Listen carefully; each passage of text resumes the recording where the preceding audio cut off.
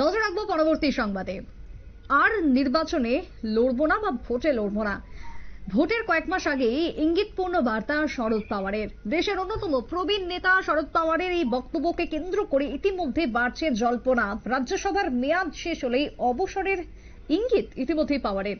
তবে পাওয়ারের এই বক্তব্য কোট আনকোট ভোটে লড়বো না, কোট আনকোট এই বক্তব্যকে কেন্দ্র করে কথা বলবো। টেলিফোন লাইনে রয়েছেন প্রতিনিধি সুমন্ত ব্যানার্জি। সুমন্ত, এই মুহূর্তে দাঁড়িয়ে মহারাষ্ট্রের নির্বাচন চলতি মাসেই মহারাষ্ট্রে ভোট রয়েছে, তার আগে এই যে সংসদীয় রাজনীতি থেকে একেবারে সরে যাওয়ার মতন ইঙ্গিতপূর্ণ বার্তা দিলেন শরদ পাওয়ার, দেশের অন্যতম প্রবীণ নেতা, কি বলবে, কেন তার এমন বক্তব্য?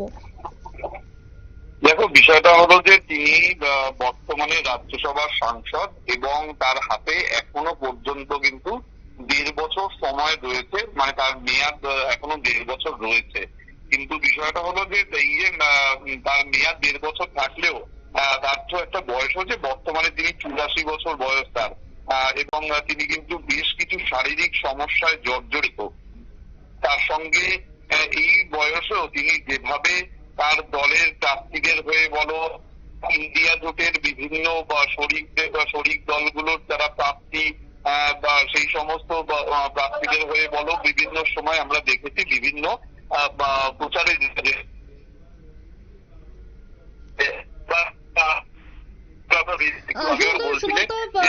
যোগাযোগ যেহেতু হচ্ছে না, আমি আরো একবার তোমার সাথে যোগাযোগ করার চেষ্টা করব। এই মুহূর্তে যান্ত্রিক ত্রুটি। তবে যে খবর উঠে আসছে, শরদ পাওয়ার তিনি কেন এমন ইঙ্গিতপূর্ণ বক্তব্য করলেন বা দিলেন তা নিয়ে ইতিমধ্যেই শুরু হয়ে গেছে জল্পনা। বিভিন্ন মহলে প্রশ্ন উঠতে শুরু করেছে মহারাষ্ট্রের ভোটের মুখে এই বক্তব্যকে কেন্দ্র করে।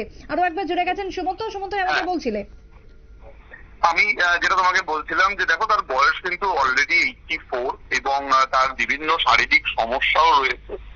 এই বয়সেও তিনি যেভাবে রাজনীতি যেভাবে তিনি তার দলের প্রার্থীদের হয়ে প্রচারে যাচ্ছেন, তুমি যেটা একটু আগেও বলছিলে যে মহারাষ্ট্রে চলতি মাসে নির্বাচন রয়েছে এবং সেই নির্বাচনে সব থেকে গুরুত্বপূর্ণ বিভিন্ন কেন্দ্র যে রয়েছে, তার মধ্যে অন্যতম গুরুত্বপূর্ণ কেন্দ্র হচ্ছে যেখানে শরদ পাওয়ারের ভাইপো অজিত পাওয়ার লড়ছেন এবং এই অজিত পাওয়ারের যিনি ভাইপো, তিনি কিন্তু আবার অজিত পাওয়ারের বিরুদ্ধে লড়ছেন এই শরদ পাওয়ারের দলের হয়ে। সুতরাং তার প্রচারের জন্যই কিন্তু আজকে গিয়েছিলেন তিনি বারামতির জনসভায় এবং সেই জনসভা থেকে তিনি একেবারে একটি ইঙ্গিতপূর্ণ বার্তা দিলেন যে তার যেহেতু এখন তার 84 বছর বয়স হয়ে গেছে এবং তিনি এখনো পর্যন্ত রাজ্যসভার সাংসদ হিসেবে দায়িত্ব পালন করছেন, আগামী দিনে তার এই যে মেয়াদ রাজ্যসভার সাংসদ হিসেবে তার কিন্তু এখনো 1.5 বছর সময় রয়েছে। এই 1.5 বছর পর তিনি আদৌ সেই দায়িত্ব পালন করবেন কিনা, মানে তিনি যে আবার রাজ্যসভায় যাবেন কিনা সেই বিষয়ে তিনি ভাবনা চিন্তা করবেন। অর্থাৎ সংসদীয় যে রাজনীতি, সেই সংসদীয় রাজনীতি থেকে তিনি কিন্তু বিদায় নিতে পারেন, এমনটাই কিন্তু মনে করছেন অন্তর রাজনৈতিক মহল তার এই আজকের মন্তব্যের পর। এবং যদি তিনি বিদায় নেন তাহলে কিন্তু বলা যেতে পারে যে সংসদীয় রাজনীতিতে একটা বড় মানে একটা ফাঁকা জায়গা তৈরি হবে, যে জায়গাটা পূরণ করা কিন্তু অত সহজ নয়, কারণ তার যা অভিজ্ঞতা রাজনীতিতে সেটাকে কিন্তু বিভিন্ন দলের যারা প্রধান, বিভিন্ন রাজনৈতিক যারা সাংসদ হোক, মন্ত্রী হোক, যারা প্রার্থী হোক, তারা কিন্তু বিভিন্ন সময়ে সারা দল থেকে বিভিন্ন টিপস লাগে।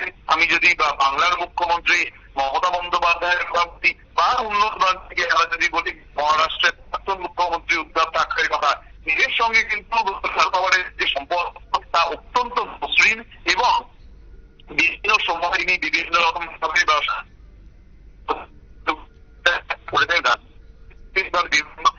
পরামর্শ দিয়ে থাকে। তার যদি সংসদীয় রাজনীতি থেকে সরে যান তাহলে কিন্তু বলা যেতে পারে একটা বড় ফাঁক তৈরি হবে, যেটা কিন্তু পূরণ করা সহজ হবে। মহারাষ্ট্রের ভোটের আগে তার এই মন্তব্য ভোটেও একটা প্রভাব পড়তে পারে বলেও অন্তত একেবারে তাই, ধন্যবাদ তোমায় সুমন্ত।